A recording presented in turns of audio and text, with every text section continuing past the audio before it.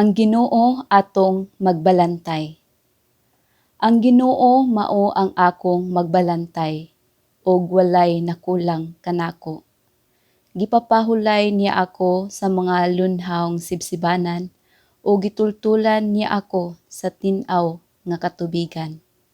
Gilig-on niya ako, gitultulan niya ako sa dalan nga angay kong subayon, tungod og alang sa iyang ngalan. Bisan pag maglakaw ako sa ngit-ngit nga walog sa kamatayon, dili ako mahadlok, kay nag-uban ka man kanako. Gipanalipdan mo ako pinaagi sa imong sungkod ug bunal. Giandaman mo akog pagkaon at tubangan sa akong mga kaaway. Gidihugan mog lana ang akong ulo, ug gipaawas mo ang akong kupa.